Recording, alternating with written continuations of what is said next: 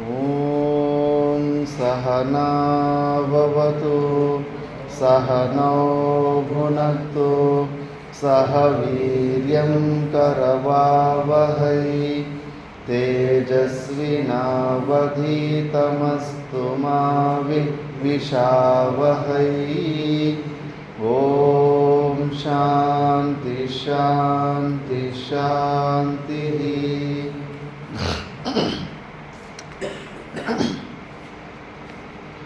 మనము అష్టావక్ర గీత గురించి విచారణ చేస్తుంటే ఇందులో గురు శిష్యుని ప్రశ్న, ఆ ప్రశ్నకి గురువు ఉత్తర రూపంలో ఉపదేశం ఇచ్చిన తర్వాత జనక మహారాజులు ఆ అనుభూతిని అనుభవించిన ఆ తత్వాన్ని ఆశ్చర్య రూపంలో అనుభవించి దాన్ని గురువు ముంగట ఆ అనుభవాన్ని బయట చెప్పుకున్నారు కూడా. శబ్దాలకి అతీతమైనప్పటికీ కూడా ఎంతవరకు సాధ్యమైతే అంతవరకు ఆ శబ్దాన్ని వర్ణించారు. ఇప్పుడు అష్టావక్రులు మళ్ళా దానికి అనుగుణంగానే ఇంకాస్త ఉపదేశం చేస్తున్నారు. కృతాకృతే చ ద్వంద్వాని కదా శాంతాని కస్య వా ఏవం జ్ఞాత్వేహ నిర్వేదాత్ భవత్యాగపరో వ్రతి. కృతాకృతే చ ద్వంద్వాని కదా శాంతాని కస్య వా ఏవం జ్ఞాత్వేహ నిర్వేదాత్ భవత్యాగపరో వ్రతి.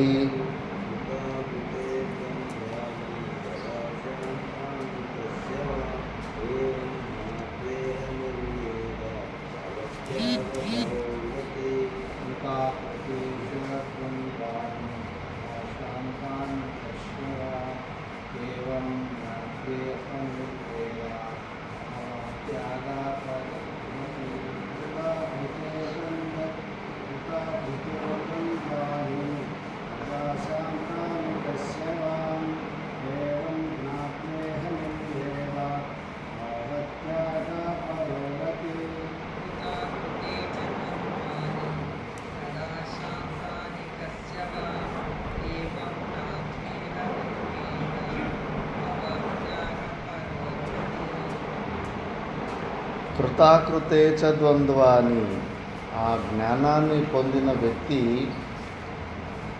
చెయ్యాల్సిన కొన్ని టార్గెట్లు అనుకో ఉంటాడు. ఆ టార్గెట్లు అది ఇంకా చేయాల్సినది అన్ని కర్మలు, చేయాల్సిన ప్రయత్నాలన్నీ మొత్తం సంపూర్ణంగా చేశాను, ఇంకా నేను చేయాల్సింది ఏమీ లేదు.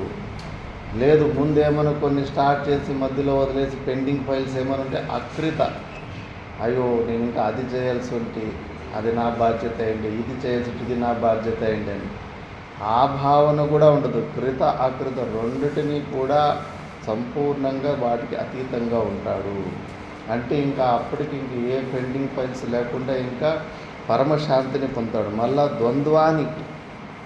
ద్వంద్వాలంటే ఆపోజిట్గా ఉండవు. సుఖము దుఃఖము, ఆకలి దొప్పి, ఇలాంటి ఏదైనా కానీ ద్వంద్వాలు ఉన్నాయో అవన్నీ ద్వంద్వాలకు అతీతంగా నిలబడే తత్వంలో ఉన్నప్పుడు శాంతాని కస్యవ ఏవం జ్ఞాత్వా ఇహ నిర్వేదాత్, ఇలా స్వరూపంలో నిలబడి పరమ వైరాగ్యాన్ని, నిర్వేదం అంటే పరమ వైరాగ్యాన్ని పొందిన జీవన్ముక్త పురుషుడు అలాంటి స్థితిని పొంది, ఇప్పుడు మళ్ళీ ఉపదేశం కాబట్టి నువ్వు అలాంటి పరమ వైరాగ్యాన్ని పొంది త్యాగపరో వ్రతీభవ, ఆ తత్వమే ఒక వ్రతంలాగా ఆ వ్రతాన్ని ఆచరించేవాడిలాగా అంటే ఇంకా నువ్వు సంపూర్ణంగా నీకు ఇంకేది పెండింగ్ ఫైల్ లేదు, నువ్వు చేయాల్సిన కర్తవ్యాలు కానీ ఇలాంటి పనులు చేయలేదనే అసంతుష్టిని అవన్నిటినీ వదిలిపెట్టేసి కేవలము ఇంకా నువ్వు ఆ పరమ వైరాగ్యాన్ని పొంది ఆ త్యాగపరుడివి అని చెప్పేసి ఉపదేశం చేస్తున్నాడు. ఎందుకంటే న కర్మణా న ప్రజయ ధనేన త్యాగేనేకే అమృతత్వమానుషు. ధనంలో కానీ దేంట్లో కానీ ప్రజలు కానీ అనుకూలమైన పరిస్థితుల్లో కానీ మనం ఈ అమృతత్వాన్ని మనం పొందలేము. కేవలం త్యాగేన ఏకే అమృతత్వం మానుషు, త్యాగము ద్వారానే మనం ఈ అమృతత్వాన్ని మనము పొందగలుగుతాము. కాబట్టి నువ్వు అలాంటి త్యాగపరుడివి కా నువ్వు. నెక్స్ట్ శ్లోకంలో కస్యాపి తాత ధన్యస్య లోకచేష్టావలోకనాత్ జీవితేచ్ఛ బుభుక్షు చ బుభుత్సోపశమం గతాః. కస్యాపి తాత ధన్యస్య లోకచేష్టావలోకనాత్ జీవితేచ్ఛ బుభుక్షు చ బుభుత్సోపశమం గతాః.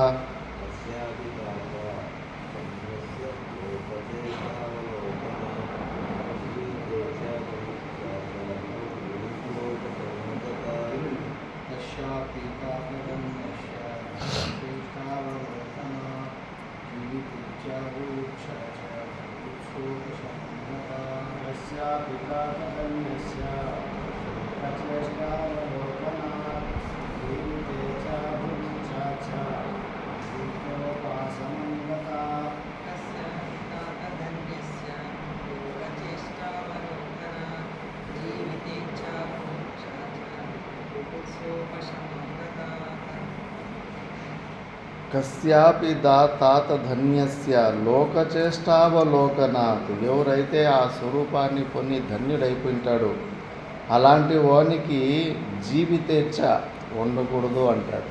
జీవించే ఆశ, అలాగని సచ్చే ఆశ కూడా ఉండకూడదు. సావాలని కూడా అనుకోకూడదు, జీవించాలని కూడా అనుకోకూడదు. రెండు కూడా విరుద్ధ భావాలే అవి.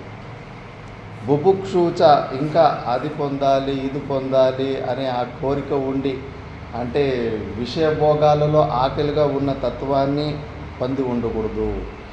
మళ్ళా బుభుత్సోపశమనం గతాహ, ఇవన్నీ నువ్వు సర్వాన్ని పొందిన వాడివి అని తృప్తిని పొంది తృప్తితోటి జీవించేవాడివి కా. ఇంకా నువ్వు ఇంకా బతకాలని కోరికను పెట్టుకోకు, సావాలని కోరిక పెట్టుకోకు, ఇది కావాలని ఏదన్నా నీకు ప్రతికూలమైనది వచ్చినప్పుడు ఇలాంటి స్థితి నాకు వద్దని, ఏది వచ్చినా అనుకూల పరిస్థితి కానీ ప్రతికూల పరిస్థితి కానీ ఏ పరిస్థితి వచ్చినా కూడా నువ్వు న్యూట్రల్గా ఉండి స్వీకరించేలాగానే ఉండు. తిరస్కారం చేయకు, ఎక్కువ ఆసక్తితోటి పట్టుకోవడానికి పోవద్దు. ఆ శరీర సంఘాతానికి ఏదో ఒకటి కర్మ ప్రేరితం కాబట్టి ఇది ప్రారంభానికి అనుకూలంగా కొన్ని క్రియలు జరుగుతూ ఉంటాయి. వాటిని కొద్దిగా సాక్షిభావంతో చూసుకొని కొద్దిగా ఈ స్థిరమైన జ్ఞానాన్ని పొంది కొద్దిగా కాలక్షేపం చేసుకుంటే చాలు, నీ స్వరూపంలో నువ్వు నిలబడతావు. ఇంకా వివేకు చూడమనిలో అయితే వినడానికి చాలామందికి జీర్ణం కాదు, కానీ అసలు ఈ మోక్షాన్ని పొందాలని, పరమాత్మని పొందాలని, ఇంకా సర్వకర్మ సన్యాసిని తీసి ఇటువైపు వచ్చిన వాళ్ళకి తినడము, ఆ అన్నాదానము, మళ్ళా విసర్జనం అంటే మలమూత్రాలు కన్నా ఇంకేం వేరే పనేముంది. అందుకే శ్రవణమన నిధిధ్యాసనాల్లో బాగా నిరుతుడు అని చెప్పేసి అక్కడ ఉత్తరం వస్తుంది. అంటే దీనికన్నా ఇంకా పెద్దగా వేరే నువ్వు చేయాల్సిన కర్తవ్యం అది ఇది అన్నది ఏమీ లేదు. అది ఇది ఉంది అనుకుంటున్నావు, అది బాధ్యత ఇది బాధ్యత అనుకున్నావు అంటే ఇంకా అజ్ఞానంలోనే ఉంటున్నావు అని చెప్పేసి అలా ఇక్కడ కూడా అలాగే ఉపదేశం చేస్తున్నాడు. నెక్స్ట్ శ్లోకంలో అనిత్యం సర్వమే వేదం తాపత్రితయ దూషితం అసారం నిందితం హేయం ఇతి నిశ్చిత్య శామ్యతి. అనిత్యం సర్వమే వేదం తాపత్రితయ దూషితం అసారం నిందితం హేయం ఇతి నిశ్చిత్య శామ్యతి.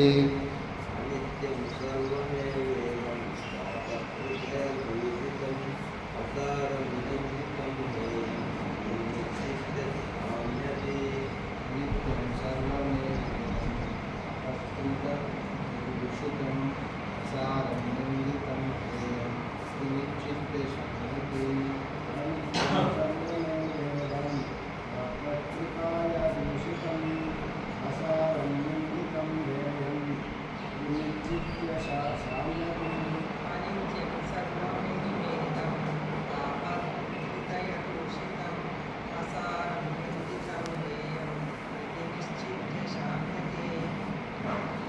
అనిత్యం సర్వమేవ ఇదం. ఇదంతా సంపూర్ణమైన దృశ్య జగత్తు అనిత్యమే, పర్మనెంట్ కాదు. అనిత్యం అంటే దానికి పుట్టుకుంది, సావు ఉంది. కాబట్టి ఏది శాశ్వతము కాదు. మన ఆత్మ శాశ్వతమైన స్వరూపము. కాబట్టి ఈ అనిత్యమైన వస్తువులను నువ్వు ఏం ఎక్స్పెక్టేషన్ పెట్టుకోకు. చెప్పారు కదా, యుద్ధాలు జరుగుతున్న ప్రదేశాల్లో వాళ్ళు జీవితం అంతా కష్టపడి కూడబెట్టుకొని ఇల్లు వాకిలి ఫిక్స్డ్ డిపాజిట్లు పెట్టుకొని అంతిమ వృద్ధావస్థలో హాయిగా ప్రశాంతంగా జీవించుదామని ఒక మొత్తం అపార్ట్మెంట్ అంతా యుక్రెయిన్లో మాకు పరిచయం ఒక వ్యక్తి ఉండే, అట్లా ఒక యూనియన్ లాగా చేసుకొని మంచిగా కట్టుకున్నారంట. ఒక్క బాంబు వేస్తే మొత్తం అపార్ట్మెంట్ పోయింది. బ్యాంకులు అంటారా, యుద్ధాలు జరిగిన తర్వాత నువ్వు ₹1,00,000 కన్నా ఎక్కువ డ్రా చేసుకోలేవు. ఎన్ని కోట్లన్నా పెట్టి ఏమైనా ఇవ్వరు. మళ్ళీ యుద్ధం అంతా శాంతమైన తర్వాత నీ డబ్బులు ఇస్తారు. తర్వాత అప్పటి వరకు ఇవ్వరు, సీజ్ అయిపోతుంది. కష్టపడినోడు ఆ చిప్ప తీసుకొని కాన్సన్ట్రేషన్ క్యాంపులో ఆ భిక్షకు లైన్లో తీసుకున్నాడు. జీవితం అంతా ఏమి చేయకపోయినా టైంపాస్ చేసుకుంటూ మళ్ళీ అక్కడికి అదే లైన్లోకి వచ్చేసాడు. మరి కష్టపడింది మనం ఎన్ని ఆలోచనలు చేసుకొని భవిష్యత్తు కోసం, మన సెక్యూరిటీ కోసం అవి ఇవి చేసుకుంటూ ఉంటాం. అది అనిత్యమైన వస్తువు, ఎప్పుడైనా మన చేతులు వదిలిపెట్టేయచ్చు. గ్యారంటీ ఏముంది? ఆ యుద్ధం మన దేశంలో జరగదని గ్యారంటీ ఏమి? నువ్వు పట్టుకున్న వస్తువు నీ చెయ్యి ఎప్పుడైనా జారి వెళ్ళిపోతుంది. అలాంటి అనిత్య వస్తువుల మీద నీ ఎనర్జీని అంత వేస్ట్ చేసుకోకు. అదేదో అక్కడ పడ్డ పరిశ్రమలో ఒక 5%, 10% నీ ఆత్మజ్ఞానంలో స్వరూపంలో పడింటే కానీ దాని కథే వేరుండేది. అలాంటి స్థితి కూడా నీకు పరమానందమే అనిపించింది. ఇంకా కోరి అలాగే భిక్షాటనతోనే జీవితం గడుపుతుంటారు కదా జీవన్ముక్తి పురుషులు. వాడికి ఆ కాన్సన్ట్రేషన్ క్యాంపులో వచ్చే భిక్ష కూడా అది దుఃఖం అనిపించదు. కానీ నువ్వు ప్లాన్ అంతా వేరు, ఎక్స్పెక్టేషన్, లైఫ్ స్టైల్ అంతా ఒకలాగా అనుకున్నావు, అది దొరకలేదు. అందుకే ఉన్న శక్తిని, ఎనర్జీని అంతా ఈ జ్ఞానాన్ని పొందడంలో, జ్ఞానార్జనంలోనే నువ్వు ఉపయోగించు. అనిత్యమైన వస్తువులలో ఇన్వెస్ట్ చేయకు. ఆ అనిత్యమైన వస్తువు ఎప్పుడైనా నీ చెయ్యి వదిలిపెట్టచ్చు, ఏ క్షణమైనా నేను వదిలిపెట్టేయచ్చు. అనిత్యం సర్వమేవ ఇదం తాపత్రితే దూషితం. ఏముంది? త్రివిధ తాపాలతోటి కూడి ఉంది ప్రపంచంలో ఏ వస్తువు అయినా. ఆధ్యాత్మిక, ఆది దైవిక, ఆది భౌతిక అని 3 తాపాలు మాత్రం ఎవరు తప్పించుకోలేరు. ఈ ఆది దైవిక అంటే కన్నా ప్రాకృతిక ప్రళయాలు ఇవన్నీ కొన్ని వస్తూ ఉంటాయి. మనమంటే నదుల ఒడ్లో లేము, భూకంపాలు వచ్చే ప్రదేశాల్లో లేము. జపాన్లో ఉన్న వాళ్ళకైతే కొద్దిగా భూమి షేక్ అయితేనే ఉంటుంది, ఎప్పుడు భూకంపం వస్తుందో తెలియదు. నది ఒడ్లో ఉన్న వాళ్ళకి తుంగభద్ర నది కూడా ఒకసారి పెద్ద వరదలు వచ్చి కొట్టుకెళ్ళిపోయారు అంతా మొత్తము. అట్లా వాళ్ళకి ఆ భయం ఉంటుంది. మళ్ళా మనకు దూరంగా ఉన్నాం కాబట్టి ఆ భయం లేదు. ఇంకా మళ్ళా ఆది భౌతిక ఇతర భూతాల నుంచి అడవిలో అడవుల దగ్గరలో అక్కడ ఉన్న వాళ్ళకి పులుల ద్వారా, పాముల ద్వారా, దాని ద్వారా ఎక్కువ భయం ఉంటుంది. మనకి వాటి గురించి కూడా ఇతర భూతుల నుంచి కూడా ఎక్కువ భయం లేదు. మహా అంటే ఒక దోమ ఒకటి ఇబ్బంది పెడతా ఉంది మనకు. దానికి ఆల్ అవుట్లు అవి వచ్చేసాయి, అది ఇది లేదు. కానీ ఆధ్యాత్మిక ఈ శరీరానికి ఈ తాపాల వల్ల ఇవన్నీ శరీరం అనుభవిస్తూ ఉంది. ఇంత ఎండలు శరీరానికి అది హాయిని కలిగించే స్థితి కాదు. విధి లేక వీటిని మనం అడ్జస్ట్ చేసుకొని అనుభవిస్తున్నాం. కానీ అడుగడుగున చూస్తే అన్ని దోషాలే ఉన్నాయి, దుఃఖమే ఉంది, ప్రపంచమంతా దుఃఖమే ఉంది. బుద్ధ భగవానుడు అంటాడు, ఇప్పుడు వరకు ఈ ఒక్క కల్పంలోనే ఇప్పుడు వరకు అందరూ ఏడుస్తున్న కన్నీళ్ళని ఒక చోట కలిపితే సముద్రం నీళ్ళ కన్నా 1000 రెట్లు ఎక్కువైపోతాయట కన్నీళ్ళు. అంత దుఃఖంతో ఏడుస్తున్నారు జీవులందరూ, మహా దుఃఖంలో ఉండారు. బయటికి చెప్పుకోలేరు, సుఖంగా ఉన్నట్టు నటిస్తూ నాటకం చేసుకుంటూ లోకవాసనకి భయపడి అలా యాక్ట్ చేస్తున్నారు. కానీ ప్రతి ఒక్క జీవుడు అంత దుఃఖపడుతున్నాడు. అందుకే అలాంటి అనిత్యం సర్వం ఏవ ఇదం తాపత్రయ దూషం, తాపత్రయాలతోటి దూషితమైనది. ఈ 3 తాపత్రయాలని ఆధ్యాత్మిక మనుషుల నుంచి ఎన్ని ఇబ్బందులు వస్తుంటాయి, ఎక్కువ ఇబ్బందులు. మనస వాచ కర్మన అటాక్ చేస్తూనే ఉంటారు. నా ఉన్న వాళ్ళు, మిత్రులు, భార్య, భర్త, పిల్లలు అన్నీ పవర్ఫుల్. నాలుక నుంచి శబ్ద రూపంలోనే విపరీతమైన దుఃఖం వస్తూ ఉంటుంది.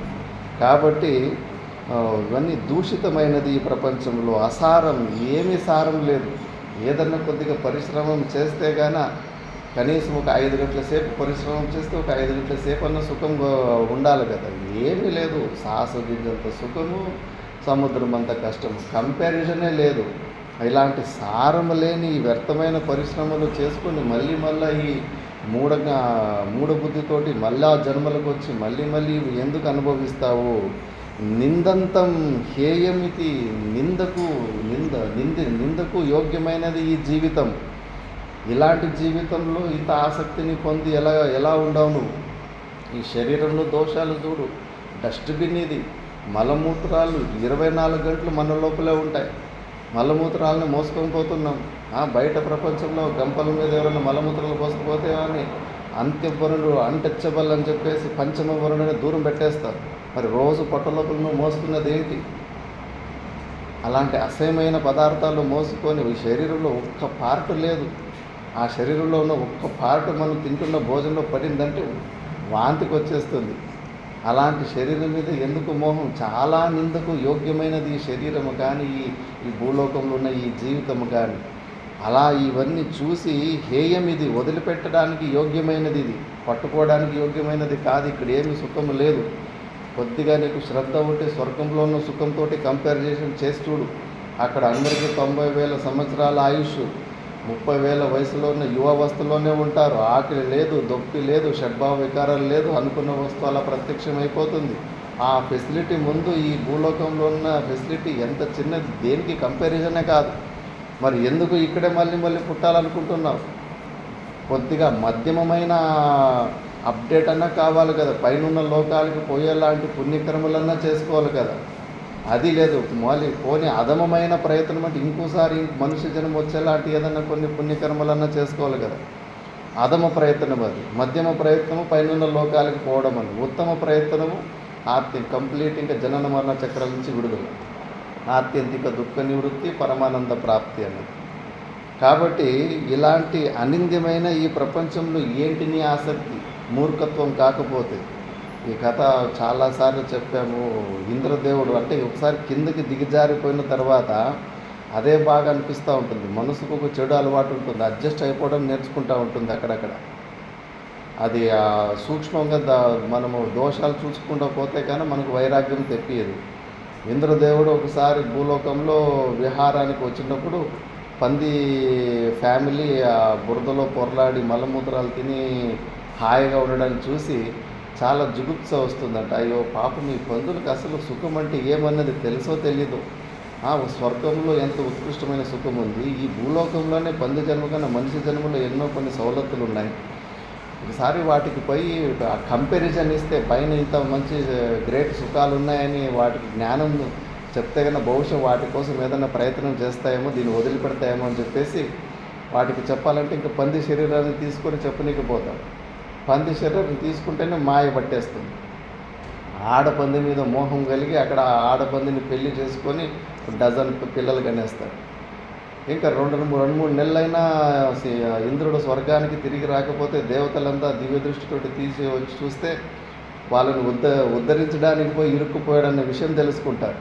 కిందకు వచ్చి ఇంద్రదేవుని యోగమాయతోటి, ఓ ఇంద్రదేవ, ఈ పందుల్ని ఉద్ధరించడానికి వచ్చి నువ్వే స్వయంగా ఇరుక్కుపోయావు, ఈ శరీరం వదిలిపెట్టి రా, స్వర్గంలో ఇన్ని ఖాళీగా ఉండకూడదు సింహాసనము అంటే, మీకేమన్నా దయ ఉందా? ఎంత దయాహీనులు, నేను వచ్చేస్తే నా భార్య పిల్లలు ఏం కావాలి అని ఉల్టా బోధం చేస్తున్నారంట. అబ్బో, ఈడ మమభావంలో ఇరుక్కుపోయాడని చెప్పేసి ఆ పందిని, ఆడపంది పిల్లల్ని చంపేస్తారంట. చంపేస్తే ఇంకా వీళ్ళ మీద కోపంతో వీళ్ళని చంపనీకి వస్తున్నాడంట పంది శరీరంలోని. అయ్యో, ఇది కుదిరేటట్టు లేదు, వాటిని చంపేస్తే ఆ మమభావం పోయి వదిలిపెడతాడు అనుకుంటే ఇంకా కోపంలోనే అట్టే ఉన్నాడని చెప్పేసి ఆ శరీరాన్ని కూడా చంపేస్తారు, ఇంద్రుడు తీసుకున్న పంది శరీరం. అప్పుడు దాని నుంచి బయటకు వచ్చిన తర్వాత ఆశ్చర్యపోతాడట ఇంద్రుడు. అబ్బో, ఈ మాయ ఎంత ప్రభావము అని. ఏదో అనుకున్నాం కానీ అందులో జారిపోతే కానీ అవకాశం కూడా ఉండదు, లేవడానికి అవకాశం కూడా ఉండదు. ఆ స్థితికి వచ్చేసరికి మళ్ళీ ఆ మలమూత్రాలు చిరండి అవే బాగా అనిపిస్తున్నాయి.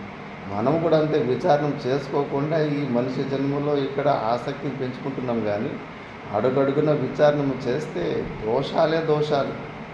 వివేకిన సర్వం దుఃఖం అని యోగ సూత్రాలు చెప్తాయి. ఎవరైనా వివేకం ఉంది అంటే వాడికి ప్రతి క్షణము ఈ ప్రపంచంలో వేడి వేడి పెనం మీద అడుగు పెట్టినట్లుంటుంది. అంత ఘోరంగా అంత దుఃఖ రూపంగా కనిపిస్తుంది. అంత దుఃఖ రూపంగా కనిపిస్తా లేదంటే కదా మనకి ఇంకా వివేకం సరిగ్గా రాలేదు. ఇందులో ఈ ప్రపంచంలో ఈ పరిచ్ఛిన్న శరీరంలో ఉన్న దోషాల్ని సంపూర్ణంగా చూడలేకపోతున్నాం. కాబట్టి ఇది నిందితం, హేయం, ఇది వదిలిపెట్టడానికి యోగమైనది, పట్టుకోవడానికి గ్రహించడానికి యోగ్యమైనది ప్లాట్ఫారం కాదు ఇది. ఇది నిశ్చిత్య శామ్యతి.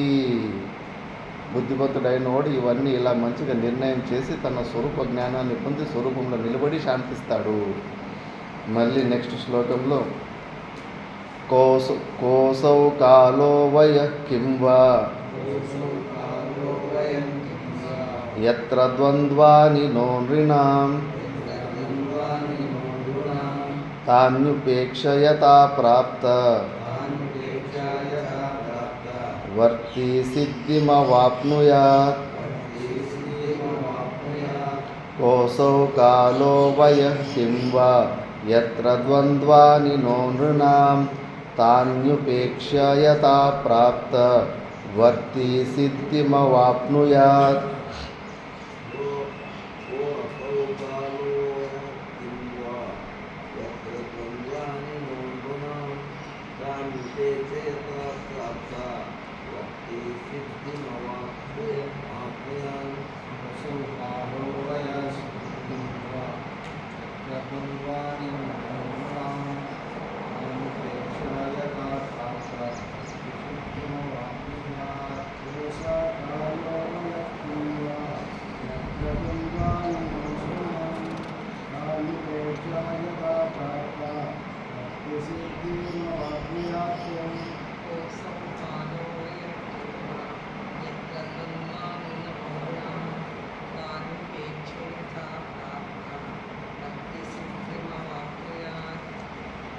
కోసౌ కాలో వయః కిం వా యత్ర ద్వంద్వాని నో నృణాం. అంటే మనుషునికి ఈ ద్వంద్వాలు లేని సమయం ఎక్కడుందంటే ఎప్పుడూ సమస్యల్లోనే ఉంటాడు. రాగము, ద్వేషము, లోభము, మోహము, అన్ని ప్రకారైన ద్వంద్వాల్లోనే ఉంటాడు. ఆ ద్వంద్వాల నుంచి అతీతంగా రావడానికి ఆస్కారమే లేదు. సమయం కూడా ఎక్కడ. ఆయుర్వర్ష శతం నినాం పరిమితం రాత్రో తదర్ధం గతం తస్యార్ధస్య పరస్య చార్ధమపరం వృద్ధత్వబాలత్వయోః శేషం వ్యాధి వియోగ దుఃఖ సహితం సేవాదిభిర్నీయతే జీవే వారి తరంగ చంచలతరే సౌఖ్యం కుతః జీవినః. జీవికి సుఖం ఎక్కడుంది?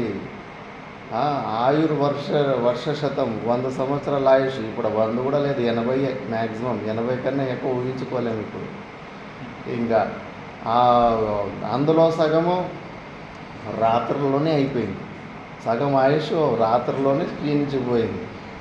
ఇంకంటే 50% అయిపోయి సమయం, 50% సమయం రాత్రిలో వేస్ట్ అయిపోయింది. మళ్ళీ ఇంకొక 25% వృద్ధత్వ బాలత్వయోగం. చిన్న బాలావస్థ ఉంటుంది, మళ్ళీ వృద్ధావస్థ. ఈ 2 అవస్థలో కూడా ఏమీ సాధనలు పెద్దగా ఏమీ సాధన రూపంలో ఏమీ చేయలేదు. బాలకుల్ని మధ్య వయసులో ఉన్న వాళ్ళు సాకాలి, వృద్ధులను కూడా రిటైర్డ్ అయిపోయిన వాళ్ళని ఇంకా వాళ్ళని కూడా మిగతా వాళ్ళు సాకుతూ ఉండాలి. అక్కడ ఏమీ పెద్దగా సాధనలు జరుగు. అలా 75% సమయం అందులో వెళ్ళిపోయి మిగిలిన 25%లో వ్యాధులు, రోగాలకి ట్రీట్మెంట్లు, వియోగాలు. ఒకరొకరే అనుకున్న వాళ్ళు మనల్ని వదిలిపెట్టేస్తూ ఉంటారు. ఆ వియోగ దుఃఖాలు, వ్యాధి వియోగ దుఃఖాది, ఇంక మిగతాది ఉద్యోగాలు, వ్యాపారాలు, అదో ఇదో దుఃఖ సహితం సేవాదిభిర్నీయతే. కూటి కోసం కోటి విద్యలు అంటారు. దానికోసం ఏదో అక్కడ ఉద్యోగం, వ్యాపారం ఏదోనే ఆ సమయం. అందుకే జీవే వారి చంచలతరే. ఈ జీవునికి చాలా చంచలమైన జీవితము. సౌఖ్యం కుతః నినాం. జీవికి అసలు సుఖం అనేది లేనే లేదు. మరి ఇలాంటి ప్లాట్ఫారంలో ఎందుకు మళ్ళీ ఇంకా ఇలాంటి జన్మలు తీసుకోవాలని ఆసక్తిని పొందుతున్నారు? ఒక నేషనల్ ఛానల్ అని జంతువులది వస్తుంది. నేను నాస్తికుడిగా ఉన్నప్పుడే భలే చూస్తూ ఉంటుంది. ఈ ఎడారుల మధ్యలో ఒకటి నీళ్ళు తవ్వ ఉంటుంది. మధ్యలో చిన్న నదుల్లాగా నీళ్ళలాగా అక్కడ ఆ నదులు అక్కడే పుట్టి అక్కడే ఎడారిలోనే అయిపోతాయి. అలాంటి ఒక ప్రదేశంలో మంచి వీడియోలు చేశాడు. అక్కడ కొన్ని జంతువులు ఉంటాయి. ఏనుగులు ఉన్నాయి ఆఫ్రికాలో, పందులు, అడవి పందులు, కోతులు, పులి, సింహము, జింకము అన్నీ ఉన్నాయి. అక్కడ ఒక్కొక్క జీవి లైఫ్, ఆ జీవితం పుట్టినప్పటి నుంచి చచ్చే వరకు ఎట్లా జీవిస్తాయి ఏమైనా భలే నీట్గా ఒక వీడియో తీసింది. ఆ వీడియోని మొత్తం అన్ని జీవులు ఒక వీడియోని చూశాను. మన జీవితము జంతువుల కన్నా చాలా వరస్ట్గా ఉంది. వైషయిక విషయంలో ప్రతి ఒక్క జీవి కూడా చాలా తక్కువ పరిశ్రమ చేసి ఎక్కువ సుఖంగా జీవిస్తున్నాయి అన్ని జీవులు. ఆ భగవంతుని లీల ఏంటంటే ప్రతి ఒక్క జీవికి ఆహారం ఉంది. అది గుహ నుంచి కొద్దిగానే ఒక అరగంట సేపు లోపలే అంతో ఇంతో ప్రయత్నం చేస్తే కన్నా టకాని దానికి ఆహారం దొరికిపోతుంది. కొద్దిగా క్రూరమైన జంతువులే, పులి, సింహాలకే కొద్దిగా ఎక్కువ వెయిట్ చేయాల్సి వస్తుంటుంది ఒకసారి. ఎందుకంటే ఇవి క్రూరమైన జంతువులు కాబట్టి వీటి చుట్టూ ఏమీ ఎక్కువ జంతువులు ఉండడానికి ఇష్టపడవు. కానీ ప్రతి ఒక్క జీవి కూడా అక్కడ ఉపవాసం ఉండడం లేదు. ప్రతి ఒక్క జీవికి అడవిలో సమృద్ధిగా ఆహారం ఉంది. మనం ఎన్ని బ్యాంక్ డిపాజిట్లు, ఆస్తులు, అవి ఇవి ఎన్ని చేసుకుంటాం మన సెక్యూరిటీకి, వాటికి బ్యాంక్ అకౌంట్లు లేవు, హాస్పిటల్ లేవు. ఎంత హాయిగా తక్కువ పరిశ్రమ చేసి ఎక్కువ ఆనందంగా జీవిస్తున్నాయి. వైషయిక విషయం పొందడంలో పశువుల కన్నా చాలా హీనమైన జీవితం గడుపుతున్నాం. మనిషిని ఇప్పుడైతే ఉద్యోగాలని మొత్తం ప్రపంచం ఎలా అయిపోయింది. సిస్టమే, వర్కింగ్ అవర్స్, ఆశలు, కోరికలు, లీవింగ్ స్టైల్ అంతా ఎక్కువ అనవసరమైనదన్నీ అవసరమని పెంచుకునేశారు. ఇంకా అవన్నీ ఆ కోరికలు నెరవేరాలంటే అంత ఎక్కువ పరిశ్రమలు ఎక్కువ పెంచుకున్నారు. ఉద్యోగాలని అవి ఇరుపుట 60 సంవత్సరాల వరకు ఇంకా ఛాన్సే లేదు. కోలుకోలేనంత బిజీ అయిపోతారు. ఇంక ఎక్కడ శ్రవణమన నిధి ధ్యాసనాలకి సమయం ఎక్కడ దొరుకుతుంది? 60 సంవత్సరాల తర్వాత అన్ని పార్ట్లు వీక్ అయిపోయింటాయి. ఇంకా దుఃఖాంత నాటకము, జరిగిన కష్టాలు అవి ఇవి నెమరేసుకోవడం తప్పితే ఇంకేమి ఉండదు జీవితం అంతా ఆ వయసులో. కాబట్టి ఇవన్నీ కోసౌకాలో వయం కింవా యత్ర ద్వంద్వాని నోండ్రినాం అంటే మనిషి జీవితంలో ప్రతి క్షణము ద్వంద్వాలకి గురి అయి విపరీతమైన దుఃఖం ఉంది ఇక్కడ. కాబట్టి తానుపేక్ష యథా ప్రాప్తవర్తి సిద్ధిమవాప్నుయాత్. అందుకే ఈ ద్వంద్వాలకి దొరకకుండా నీ స్వరూప జ్ఞానాన్ని ఎంత తొందరగా అవసరమైతే అంత తొందరగా నీ స్వరూప జ్ఞానాన్ని పొంది వీటన్నిటికీ కూడా అంటుకుండా ద్వంద్వాలకి ద్వంద్వాతీతుడుగా అతీతమైన నీ స్వరూపాన్ని పొందు అని గురువులు ఉపదేశం చేస్తున్నాడు. మళ్ళీ నానామతం మహర్షీణాం సాధూనాం యోగినాం తథా దృష్ట్వా నిర్వేదమాపన్నః కో నాశామ్యతి మానవః. నానామతం మహర్షీణాం సాధూనాం యోగినాం తథా దృష్ట్వా నిర్వేదమాపన్నః కో నాశామ్యతి మానవః.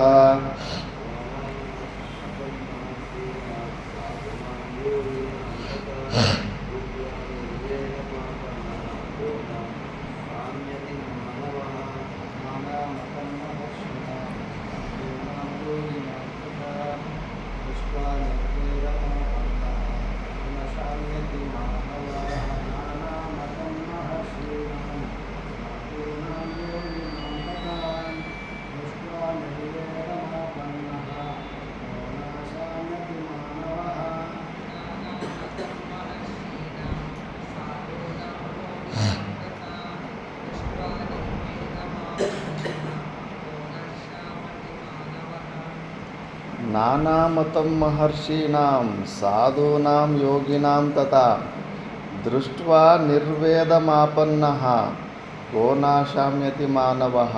చాలా మంచి మెసేజ్ ఇది. ఎక్కువ ఇక్కడ ఇరుక్కుపోతూ ఉంటారు. ఎవరిని పడితే వాళ్ళని గురువులని అంగీకరించడం. కొన్ని చమత్కారాలు, కొన్ని సిద్ధులు, పిల్లలు లేని వాళ్ళకి పిల్లలైనట్టు ఆశీర్వాదం ఇచ్చేస్తే కొద్దిగా వాక్శక్తి ఉంటే చాలు. నాలుక మచ్చి ఉన్నోళ్ళు కూడా వాళ్ళు ఏదైనా చెబితే అయిపోతుంది. వాళ్ళు పెట్టిన శాపము తగులుతుంది, వాళ్ళు చెప్పింది జరుగుతుంది.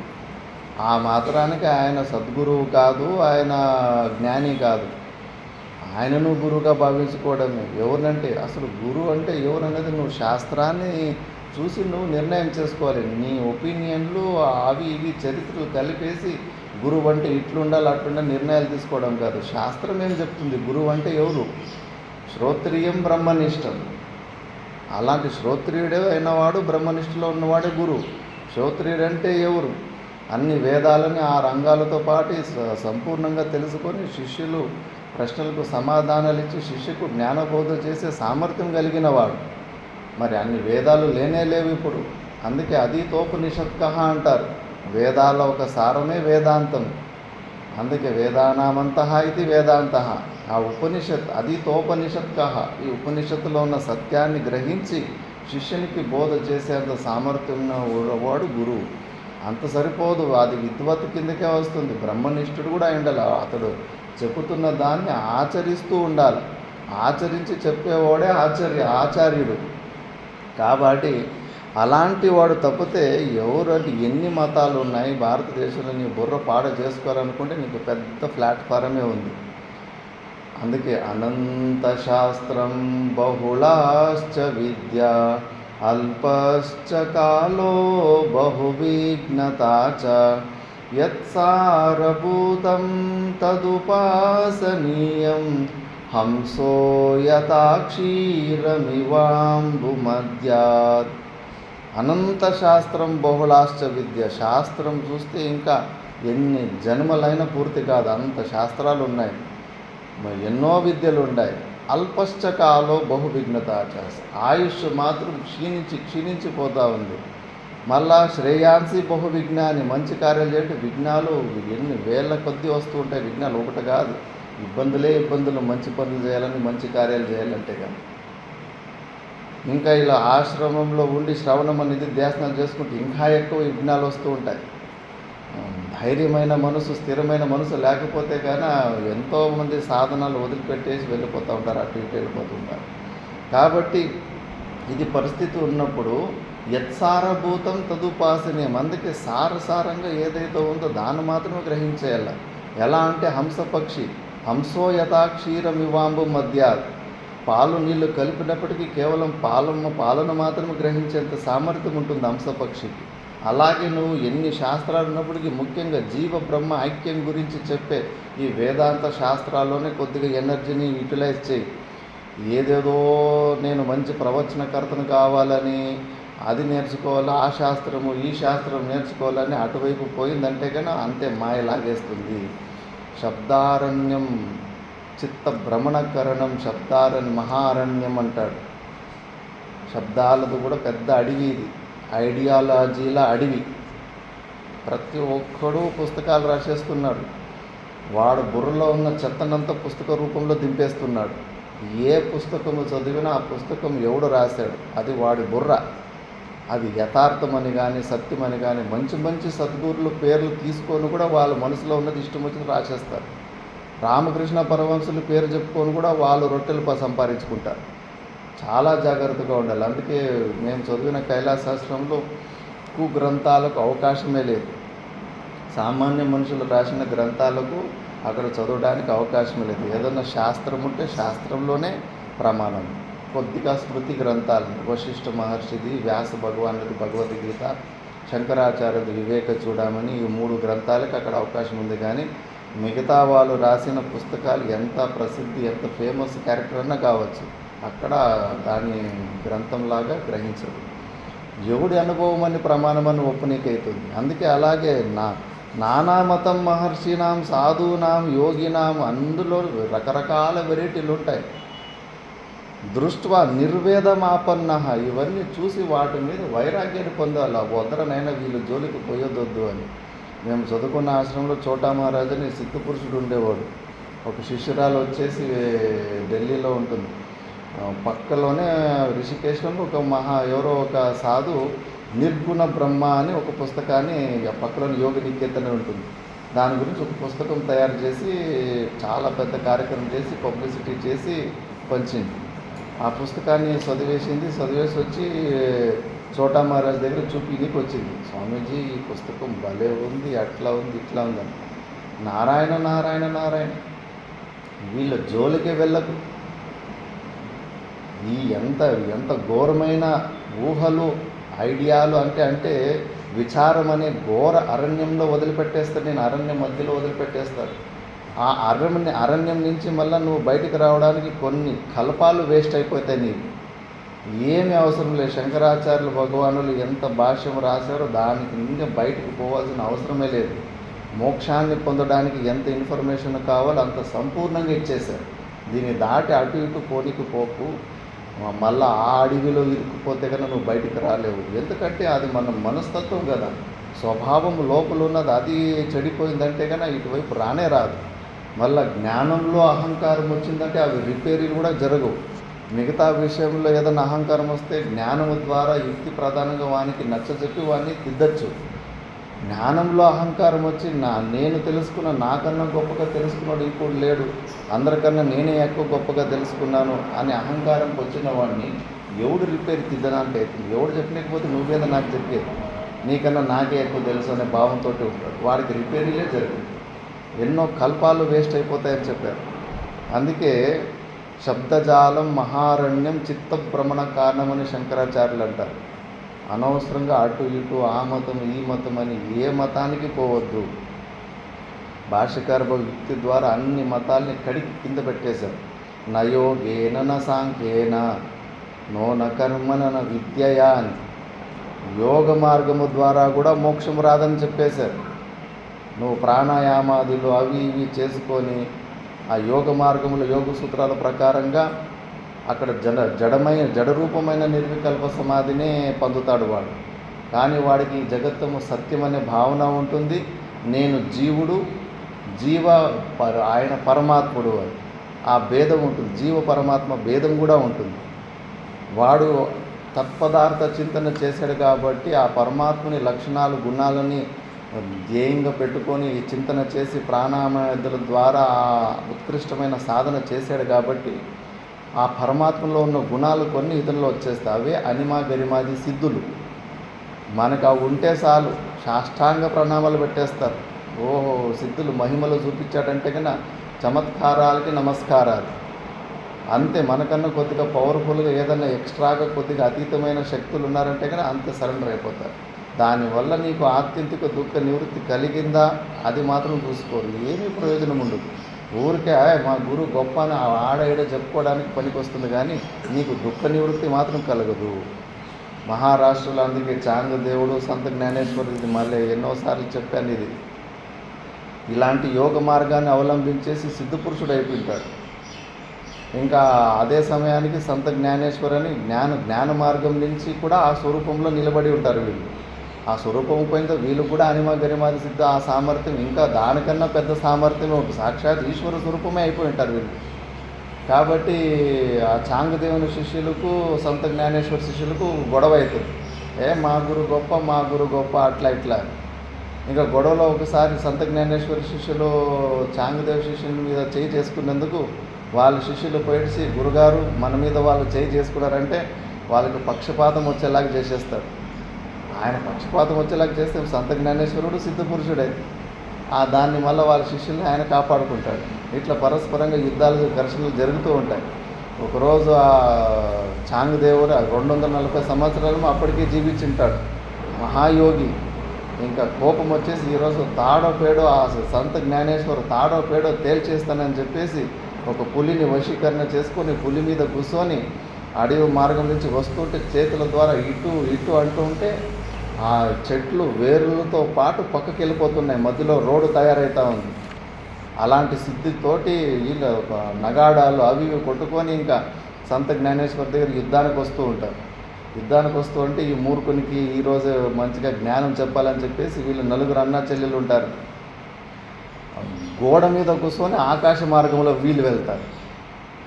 ఇంకా వాడు కింద పులి మీద కూర్చొని వస్తుంటే వీళ్ళు జడరూపమైన గోడనే వశీకరణ చేసి అది వాయు మార్గంలో తీసుకొస్తారంటే వీళ్ళ దగ్గర ఎంత పెద్ద సిద్ధులు ఉన్నాయని చెప్పేసి ఆ సీనును చూసి వాడి గర్వభంగం అయిపోతుంది చాంగదేవుని.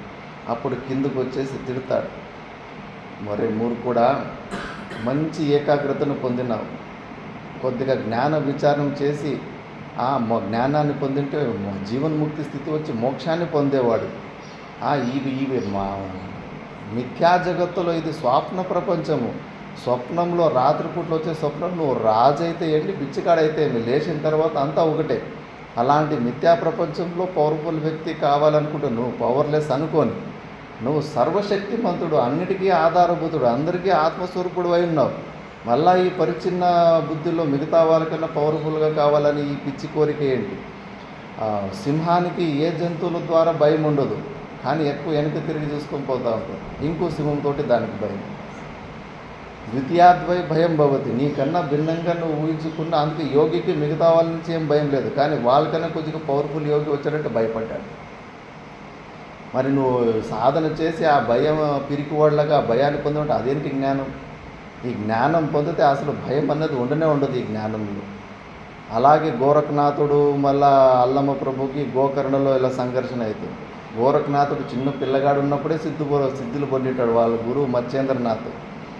ఇంకా అల్లమ్మ ప్రభు వస్తా ఉంటే ఇట్రా అంటాడు, గట్టిగా సాధులాగా తిరుగుతుంటే ఏమన్నా సాధన చేసినావు అంటాడు. ఏదో చేసినాంలే మా గురుగారు చెప్పింది అంటాడు. ఇంత కత్తి పట్టుకొని నన్ను కొట్టు అంటాడు.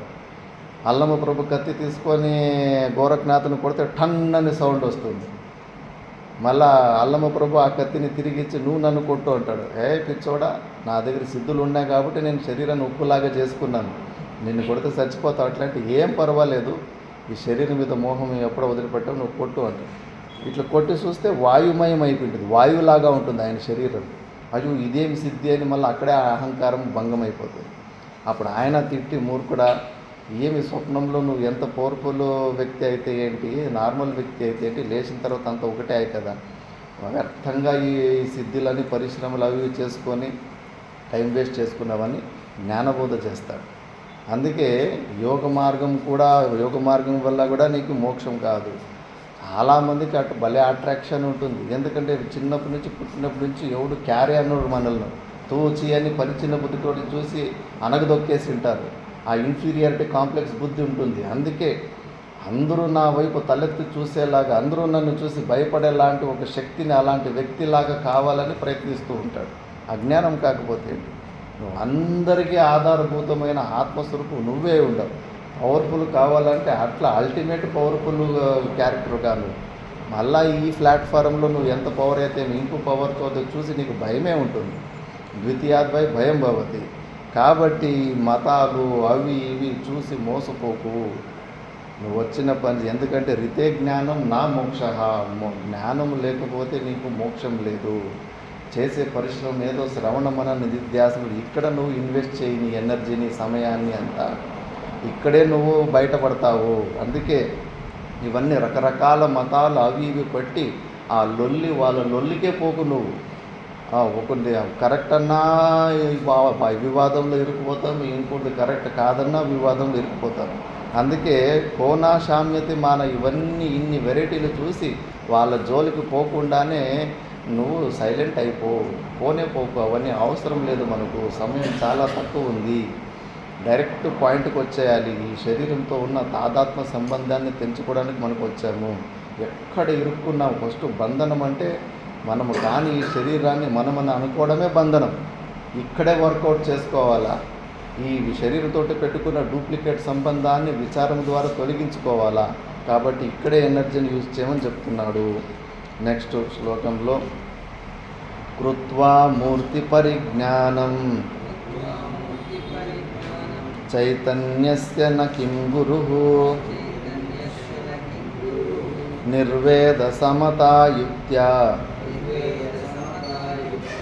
యస్తారయతి సంస్కృతైః కృత్వా మూర్తి పరిజ్ఞానం చైతన్యస్య న కిం గురుః నిర్వేద సమతాయుక్త్యా యత్సారయతి సంస్కృతైః.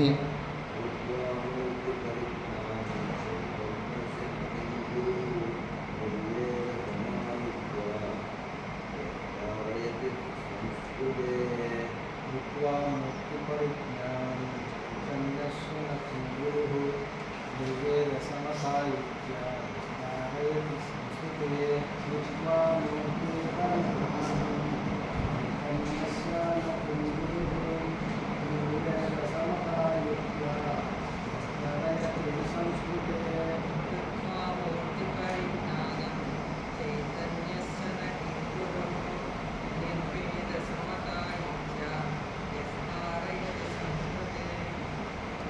కృత్వా మూర్తి పరిజ్ఞానం చైతన్యస్య ఆ నిజమైన చైతన్య స్వరూపం గురించి బాగా తెలుసుకొని జీవన్ముక్తి స్థితిలో ఉండి నకిం గురువు అంటే నిర్వేద సమతాయుక్త్య యహ తారయతి సంస్కృతై ఎవరైతే ఆ జీవన్ముక్తి స్థితిలో ఉండి తన శిష్యులని కూడా ఈ సంసారం నుంచి వైరాగ్యాన్ని తెంపించి వాళ్ళలో ఉన్న అజ్ఞానాన్ని తొలగించి శిష్యుని కూడా జీవన్ముక్తి అవస్థకు ఎవరైతే తీసుకెళ్తాడో వాడే నిజమైన గురువు. కానీ జనాలు ఎలాంటి వాళ్ళు గురువు, మేము చాలా కష్టాల్లో ఉంటుంది ఆయన దగ్గరికి పోయిన తర్వాత మా కష్టాలన్నీ నిర్మించి మాకు మంచిగా డబ్బులు వచ్చిన ఆస్తం డబ్బులు ఆస్తులు సమాధానమా? అవి వచ్చిన తర్వాత నువ్వేమైనా ఆత్యంతిక దుఃఖ నివృత్తి పరమానంద ప్రాప్తి పొందుతావా? గురువు అంటే ఎవరని చెప్పారు? దత్తాత్రేయులు కానీ శివుడు కానీ ఉకార అంధకార స్యాత్ రుకార తన్నిరోధక అంధకార నిరోధిత్వాత్ గురురిత్యభిధీయతే అంటే అంధకారాన్ని నిరోధించడం వల్ల ఉకారం అంటే అంధకారము, రుకారం అంటే దాన్ని నిరోధించేది అని. అంధకారాన్ని నిరోధించడం వల్ల గురు అని పేరు. అంధకారానికి అజ్ఞానానికి సమానత ఉంది కాబట్టి రెండు భయాన్ని ఉత్పన్నము చేసి భయము ద్వారా దుఃఖాన్ని ఇస్తాయి. అందుకే లక్ష్యార్థము ద్వారా అజ్ఞానాన్ని తొలగించి జ్ఞానాన్ని ప్రసాదించేవాడే గురువు. మిగతా లౌకికమైన పనులు జరిగేటట్టు చేసేవాడు గురువు అనేది ఇక్కడ. మరి నిజమైన గురువు ఈ ప్రపంచంలోనే మోహంలో ఇరుక్కొని బురదలో పొరలాడుతుంటే వదిలిపెడతాడా? ఎవరన్నా తల్లిదండ్రులు తన పిల్లలు నీచమైన వృత్తుల్లో ఉండి బురదలో పడి మలమూత్రాలు తింటుంటే చూసి తట్టుకోగలుగుతారా? హీనమైన స్థితిలో తట్టుకోలేరు. కష్టమైనప్పటికీ కూడా తింటూ అక్కడి నుంచి తీసుకొచ్చేసి మంచి మార్గంలోనే ఉంచాలని ప్రయత్నం చేస్తారు. నిజమైన గురువు ఈ ప్రపంచంలోనే ఉండి వైరాగ్యం లేకుండా ప్రపంచం మీద ఆసక్తితోటి ఉంటే నా గురువు ఇష్టపడడు. ఏనకేన ప్రకారేణ వివేక వైరాగ్యము సమాధి షట్క సంపత్తులు ముముక్షుత్వాన్ని ప్రతి క్షణము ప్రతిరోజు వాటిని అభివృద్ధి చెందిస్తూ అజ్ఞాన ఆవరణాన్ని తెంపే వరకు వదలని ఉడుంపట్టు పట్టింటాడు గురువు. అలాంటి వాడే గురువు అని అష్టావకుడు అంటున్నాడు. అంతేగాని ఏదేదో పనికిరాని సిద్ధుల వైపు ఆకర్షణ చేసి నా దగ్గరికి రా, నీకు ఇలాంటి సిద్ధులు వచ్చేలాగా ఇలాంటి శక్తివంతులాగా ఇవి ఇప్పిస్తాను అవి ఇప్పిస్తానని ఇలాంటి వాళ్ళు గురువులు కాదు. ఈ మాయా ప్రపంచంలో మనల్ని ఇరికించేటోళ్ళు గురువు కాదు. వీటి నుంచి మనల్ని విడుదల చేసేటోళ్ళు గురువులు అని. నెక్స్ట్ శ్లోకంలో పశ్యభూత వికారాన్స్త్వం భూతమాత్రాన్యతార్థతః తత్క్షణాద్ బంధ నిర్ముక్తః స్వరూపస్థో భవిష్యసి పశ్యభూత వికారాన్స్త్వం భూతమాత్రాన్యతార్థతః తక్షణాద్ బంధ నిర్ముక్తః స్వరూపస్థో భవిష్యసి.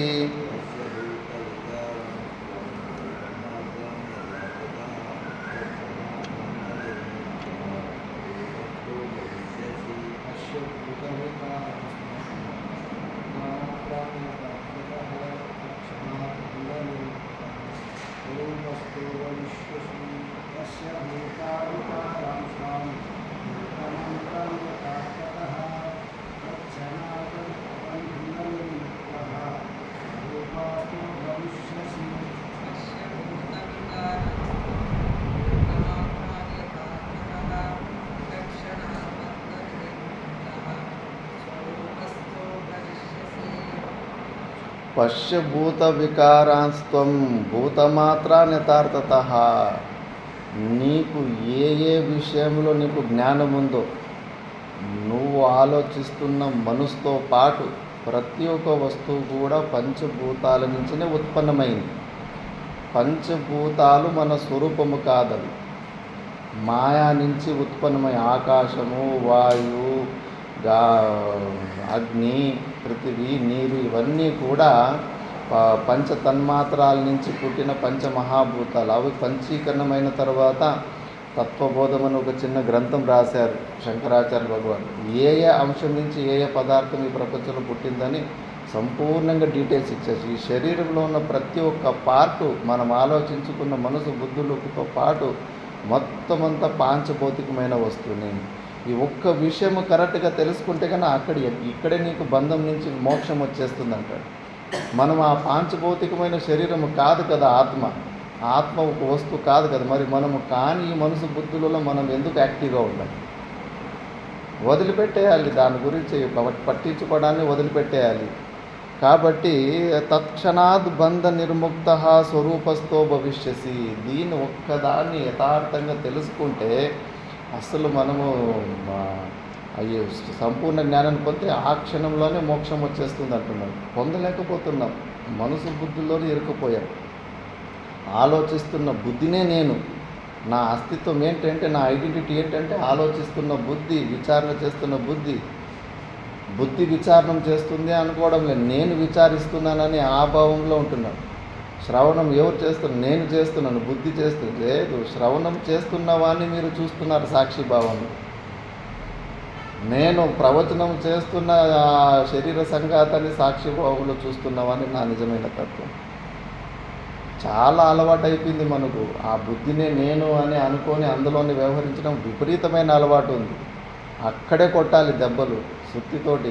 మిగతా బయట నుంచి అక్కడ దాకా వచ్చాం, కానీ అక్కడ ఇరుక్కుపోయాం. నేనే బుద్ధిని అనే భావంతోనే ఎక్కువ జీవిత పొగలంతా వ్యవహారం చేస్తూ ఉంటాను. దాని నుంచి ఒక్కసారి అది కూడా పాంచభౌతికమైన వస్తువు, ఆ బుద్ధి సాక్షి నేను, బుద్ధి వృత్తుల సాక్షి రూపంలో ఉన్నవాడిని నేను అట్టు మన అటెన్షన్ షిఫ్ట్ అయిపోయిందంటే కన్నా ఇవన్నీ పవర్ని తానంతకు తాను అవన్నీ పవర్లెస్ అయిపోతాయి. నెక్స్ట్ శ్లోకంలో చెప్తారు, వాసన ఏవ సంసార ఇది సర్వా విముంచిత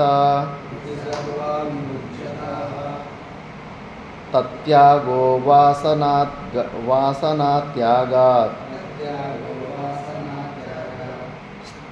స్థితిరద్యయతా తత. వాసనా ఏవ సంసార ఇది సర్వా విముంచితాః తత్యాగో వాసనాత్యాగాత్ స్థితిరద్యయతా తత.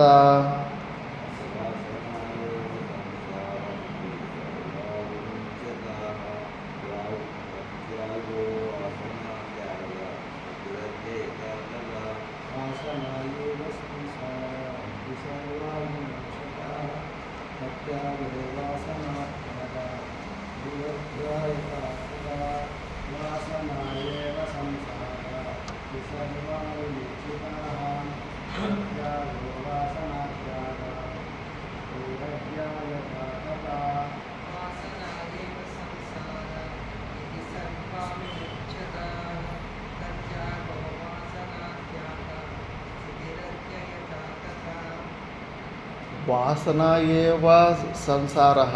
వివేకము ఈ విచారము చేసిన తర్వాత అది విపరీత భావన అన్నది మళ్ళా నేను జీవుననే అలవాటుతోనే వ్యవహారం చేస్తూ ఉంటాను. మళ్ళీ కొన్ని పొరపాట్లు జరిగిపోతూ ఉంటాయి, ఏదో ఒక భోగ్య విషయాన్ని అనుభవించేస్తూ ఉంటాం.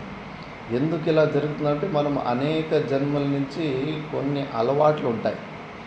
చిన్న తాగుడు అలవాటు, సిగరెట్ అలవాట్లే తొలగించుకోవాలంటే అంత ఈజీ కాదు. మరి అనాది కాలం నుంచి కొన్ని విషయాలు అనుభవించుంటాం.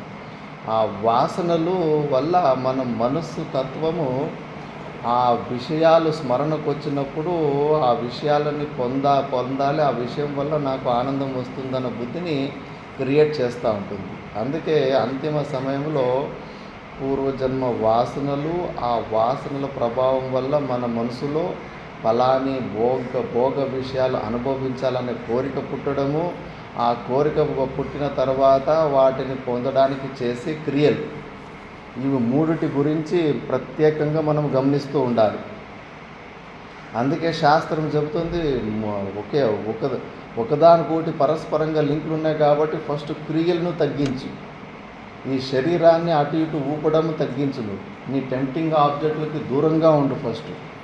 ఫస్ట్ ఈ ఇప్పుడు వాసన పూర్వజన్మలో నువ్వు ఏదో అనుభవించినప్పుడు ఈ ప్రపంచము సత్యము అనే భావం ఉంది కాబట్టి ఉపభోగ సాధనతో బుద్ధి ద్వారా అప్పుడు ఆ పని చేసినావు.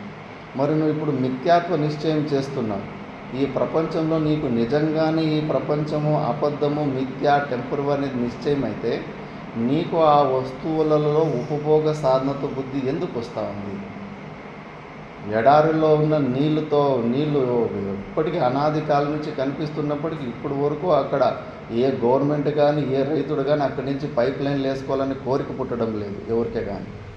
కాసేపు కూడా మనసులో దాని గురించి ఆలోచించడం వేస్ట్ ఆఫ్ టైం అని అనుకుంటారు. ఎందుకంటే అక్కడ మిథ్యాత్వ నిశ్చయం పక్కా ఉంది. కానీ ప్రపంచంలో ఉన్న విషయాలు ప్రాక్టికల్ చెక్ చేస్తే కానీ అందరూ ఫెయిల్ అయిపోతారు. మీ జేబులో ఉన్న డబ్బులని చెత్తలో పడేసి ఊడ్చి డస్ట్బిన్కి వేసేంత సామర్థ్యం వచ్చిందా? లేదు. ఇంకా ఎన్నో గురు శిష్య పరంపరాల్లో బంగారు నాణ్యాలని వేసి టెస్ట్ చేశారు. వీళ్ళు చెబుతున్న థియరీ నాలెడ్జ్కి ప్రాక్టికల్గా నిజంగానే అన్నీ ఈ ప్రపంచంలో ఉన్న వస్తువుని మిథ్యాత్వ దర్శనం ఉందా అని నిజంగా ఉన్నవాళ్ళు దాని చెత్తలోనే ఊడ్చి డస్ట్బిన్కి వేసేసినారు.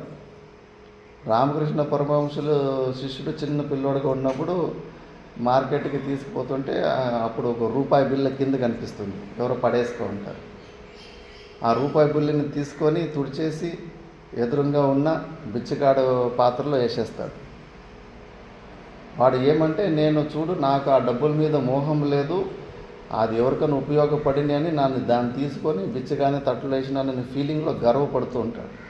రామకృష్ణ పరమహంస వాని వైపు చూసి, అసలు చేపలే తిననివాడు చేపల మార్కెట్కి ఎందుకు వెళ్తాడు అని అంటాడు. నీకు నిజంగానే ఆ డబ్బుల మీద మోహం లేకపోతే దాన్ని ముట్టుకోవడానికని ఎందుకు పోతుంటుంది? దాన్ని మట్టిలాగానే చూసి ఉంటే కానీ నువ్వు దాన్ని ముట్టుకోవడానికని ఎందుకు పోతుంటుంది? అంత సూక్ష్మంగా ఉంటుంది. ప్రాక్టికల్లో చాలా ఫెయిల్ అయిపోతుంది. ఎన్ని వస్తువులను మన నుంచి ఏదన్నా ఒక వస్తువు దూరం అయితే తట్టుకోలేకపోతాం. ఒక వాచ్ కానీ ఒక బంగారు గోనుసు కానీ ఏదన్నా కానీ నీ నుంచి దూరం కానీ అప్పుడు చేయి చూద్దాం. మిథ్యాత్వ దర్శనం అది వియోగమైనప్పుడు ఆ బంగారం వరకు దూరం, ఒక చీపురు కనిపించలేదు, ఒక చాట కనిపించలేదు, ఒక వస్తువు కనిపించలేదంటే కన్నా పిచ్చి పట్టేస్తుంది. ఎవరు తీసుకెళ్ళి ఎట్లా అని చెప్పేసి అది కూడా నీకు దుఃఖాన్ని ఇస్తుంది. ఇన్ని వస్తువులలో నీవు ఆసక్తి పెట్టుకొని అహంభావం వెళ్ళిపోయింది అనుకుంటే నీ పెద్ద భ్రాంతిని, చాలా పెద్ద నిన్ను నువ్వు మోసం చేసుకుంటున్నావు అంతే. ప్రాక్టికాలిటీలో నువ్వు ఏమున్నావని చెక్ చేసుకోవాలి. ఏ వస్తువు నీ నుంచి వియోగమైనా కూడా నీకు ఏమి డిఫరెన్స్ కనిపించకూడదు. కనిపిస్తుందంటే నీకు ఇంకా అహమమ భావాలనే బురదలోనే పొరలాడుతూ ఉండవు. ఇల్లు అయితే ఏమి, ఆశ్రితం అయితే ఏమి. ఇక్కడ కూడా అంతే. మా ఓంకారేశ్వరంలోనే గోశాల స్టార్ట్ చేశారంట. గోశాల స్టార్ట్ చేయకముందు సాధువులంతా ఇంకా వేరే ఊర్లో ఉన్న ఆవులు కూడా ఘాటుకు వస్తుంటాయి కదా, కనిపిస్తుంటే కన్నా మొత్తము ఇంకా అరటిపండు ఏదో ఇస్తారు. పండు తిన్న తర్వాత ఆ పొట్టు ఉంటుంది కదా, ఏదో ఒకటి ఆవులకి గోమాతకు నైవేద్యం పెట్టాలని చెప్పేసి ఊర్లో నుంచి ఏ ఆవులు వచ్చినా కూడా అన్నిటికీ నైవేద్యం పెట్టారు. ఆశ్రమం లోపల కూడా పెద్దగా స్టార్టింగ్లో కాంపౌండ్ ఉండదు కదా, ఆశ్రమంలోకి వచ్చి కూడా ఏదన్నా ఉంటే కానీ కొద్దిగా ఆవులకి పెట్టాల్సిన రొట్టెలు అవి వేశారు. ఇంకా ఆశ్రమంలోనే గోశాల స్టార్ట్ అయిందంట. ఇంకా గోశాల స్టార్ట్ అయితే ఇప్పుడు మా ఆశ్రమం మాదన్న మమభావం వచ్చేసింది కదా, మా ఆవులు వేరు వేరేటోళ్ళ ఆవులు, అహం మమభావం వచ్చేసింది. ఇంకా వేరే ఆవులు వస్తే కట్టె తీసుకొని కొట్టి కూడా తరుముతున్నారంట. మళ్ళీ తాత గురువులు పిలిపించేసి, ఇది కాదు, ఇది జ్ఞానం కాదు, ఇది మొన్నే మా గోశాల స్టార్ట్ కాకముందు మీరే వాటికంతా రొట్టెలు పెట్టడం నేను చూశాను. ఇప్పుడు మన ఆవులు వచ్చేసరికి అవి వేరేటివి అయిపోయాయా? ఆశ్రమాలకు అయితే ఎక్కడైతే మీ అహమ్మమ్మ భావాలకి అంత మళ్ళీ సంసారం అల్లుకుంటుంది అని. అంతకుముందు ఒక కథ జరిగి ఉంటుంది. అక్కడ ఆశ్రమమే లేదు. మా తాత గురువులు వాళ్ళ పరమేష్ఠి గురువులు అభయానంద సరస్వతి అని వాళ్ళు కుంభమేళలోనే గురు శిష్యులు కలవడం జరిగింది.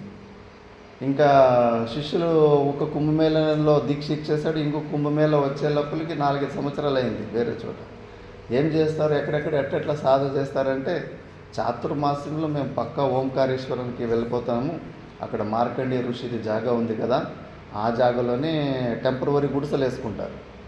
మా ఈ జూలైలో వచ్చే గురు పూర్ణమి ముందు వచ్చే ఏకాదశికి మొదలుకొని కార్తీక మాసంలోని ఏకాదశి వరకు 4 నెలలు చాతుర్మాసం అంటారు. చాతుర్మాసంలో టెంపరవరీగా అవి ఇవి ఆకులు అవి తోటి గుడిసేసుకుంటారు. ఆ 4 నెలలు అక్కడే భిక్షాటన చేసుకొని సాధన చేసుకొని మళ్ళీ ఆ గుడిసెని 4 నెలల తర్వాత కింద పడేసి అగ్గిపుల్ల గీసి మంట పెట్టేసి వచ్చేస్తారు. ఎందుకంటే ఆ గుడిసె అట్లా ఉంటే కానీ ఇది నా గుడిస అని మళ్ళీ తిరిగి రావాలని మమత్వ బుద్ధి వచ్చేస్తుంది. సాధువుకి ఏది నాది అని ఉండకూడదు. అలా ఎన్నో గొడవలు జరిగినాయి ఉత్తరకాశీలో. అయ్యో, బెంగాలీలు, ఇద్దరు బెంగాలీలే, ఎక్కడో పుట్టినారు. హిమాలయాల్లో వాళ్ళకి ఏ భూమి హక్కు ఉంటుంది, గవర్నమెంట్ జమీన్. ఇంకా సరేలే సాధువులు ఏదో గుడిసెలాగా ఏదో కట్టుకున్నారని చెప్పేసి అక్కడ ఉన్న వాళ్ళు పెద్ద మనుషులు రాజకీయ నాయకులు వాళ్ళు ఏం పట్టించుకోలేదు. ఉన్నీళ్ళే సాధువుల కోసమే కదా అని చెప్పేసి ఆ గవర్నమెంట్ జమీన్లో ఇది నా జాగా అని ఊరికి అనుకున్నారంతే. పత్రాలు లేవు, ఏమీ లేవు. ఇంకా మధ్యలో కాంపౌండ్ వచ్చింది, రాళ్ళతోటి అడ్డం పెట్టుకున్నారు. ఆ కాంపౌండ్ ఒక అడుగు, నువ్వు నా వైపు వచ్చేసావు, నువ్వు నా వైపు వచ్చేసావని ఈయన రాళ్ళని అడ్డు జరిపితే ఆయన రాళ్ళని ఇటు జరుపుడు, ఇంకా తక్కువ రాళ్ళు ఎక్కువని రాళ్ళ మీద రాళ్ళ 3 వరుసలు పెరుచుకుంటూ ఇంకా దానివల్ల గొడవలు అయిపోయినాయి. గొడవ అంతకంత పెరిగేసి త్రిశూలాలు తీసుకొని ఇద్దరు ఒకరికొకరు పొడుచుకొని చచ్చిపోయారు. పత్రాలు లేవు, ఏమీ లేవు. అసలు ఎక్కడో పుట్టారు, అక్కడికి వచ్చేసి ఈ భూమి నాది అని మమత్వ బుద్ధితో అక్కడ దాకా లాక్కెళ్ళిపోతుంది మాయ. ఏ వస్తువు మీద కూడా నీకు అహమ్మమ్మ భావాలు రాకూడదు. ఇంకా అలా జరుగుతుంది కాబట్టి ఆ గుడిసెలను అట్లా కాల్చేసి వెళ్ళిపోయేవారు సాధువులు. మళ్ళీ తిరిగి రావాలని బుద్ధి పుట్టకూడదు అని చెప్పేసి, ఇది పలానా ప్లేస్, ఇదే నా ప్లేసు, అది నా ప్లేస్ అని చెప్పేసి. ఇంకా దాని తర్వాత మా గురుగారు తాత గురువులు ఒప్పుకోలేదంట.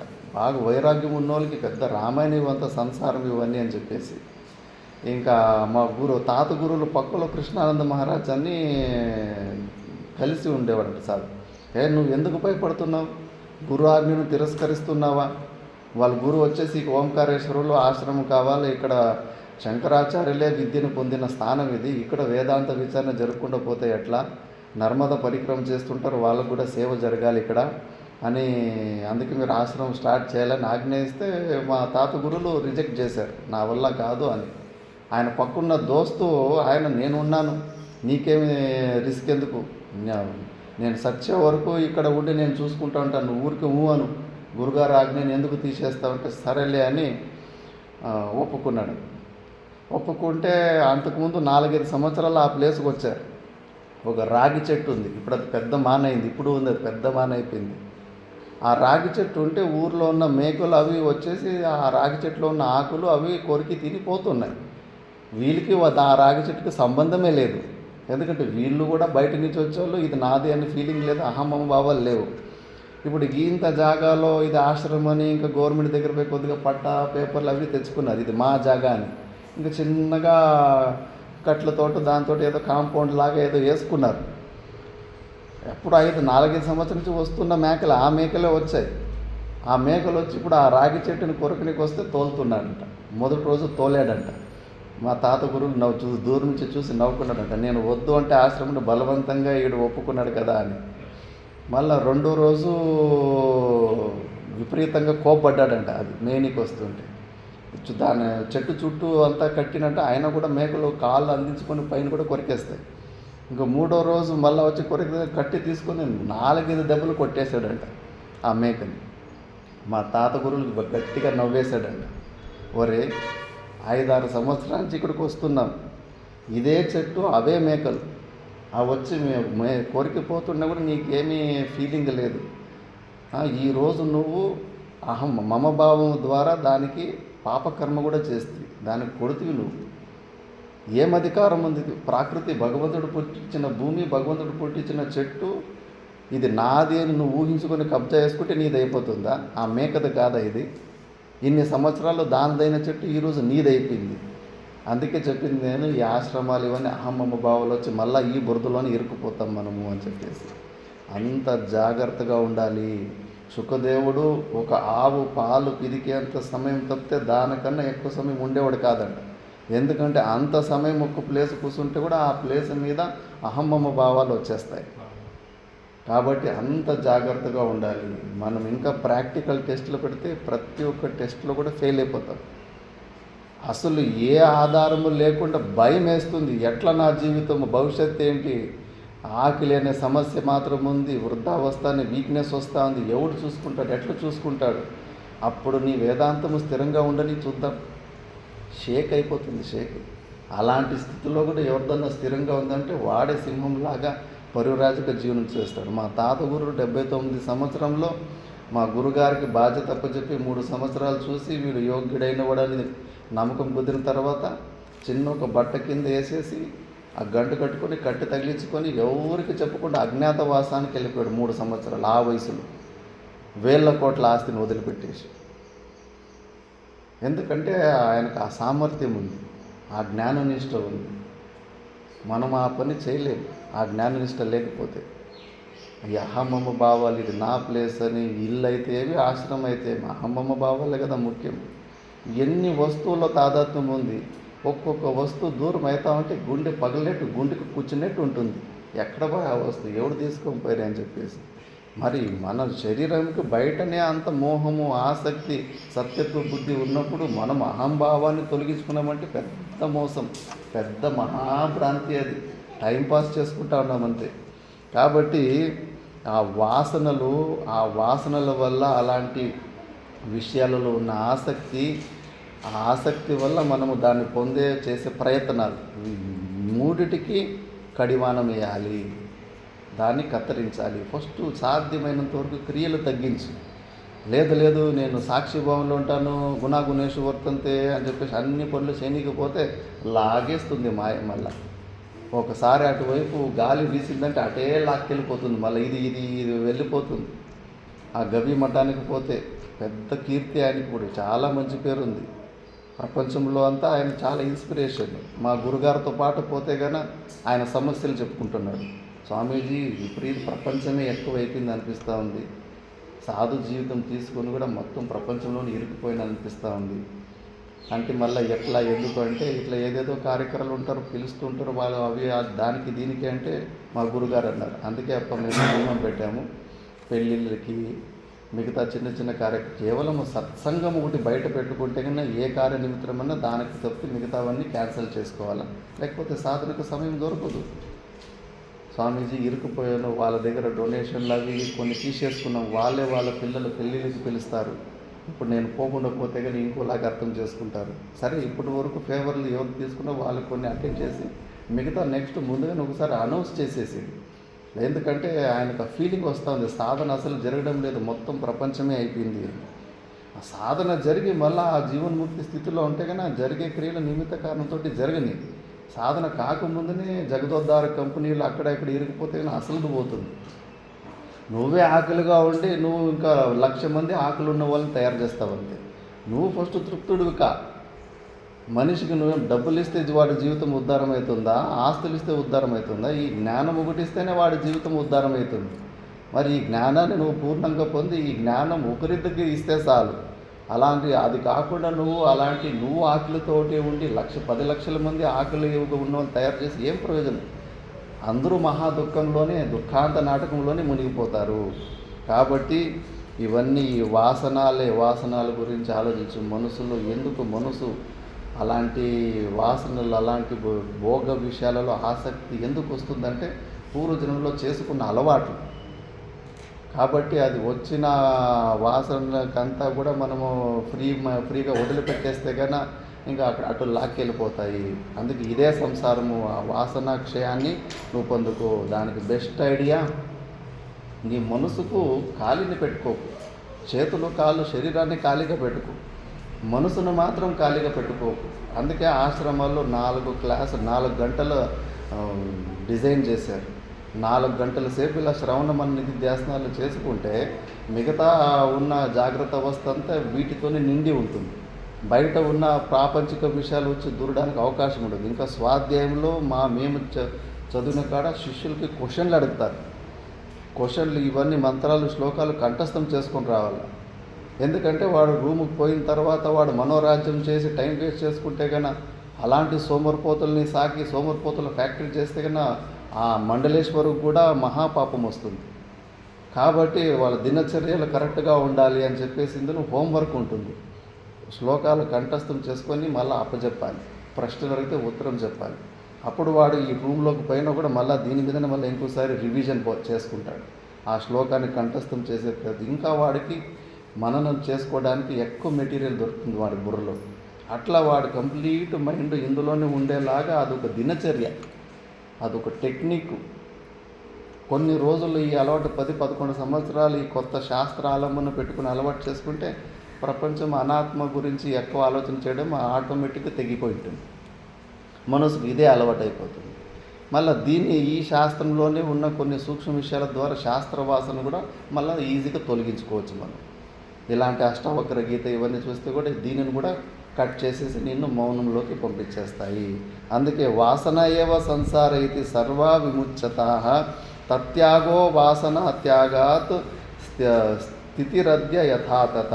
నువ్వు ఆ వాసనాల్ని తొలగించుకుంటేనే నీ స్వరూపంలో శాంతంగా ఉండగలవు. లేదంటే కానీ అవి ప్రేరణ ఇస్తానే ఉంటాయి నీకు అని చెప్పేసి ఇక్కడ ఉపదేశం ఇచ్చారు. ఇంకా మిగతాది మనం నెక్స్ట్ క్లాస్లో చూద్దాం. ఓం పూర్ణమద పూర్ణమిదం పూర్ణాత్ పూర్ణముదచ్యతే పూర్ణస్య పూర్ణమాదాయ పూర్ణమేవావశిష్యతే. ఓం శాంతి శాంతి శాంతి.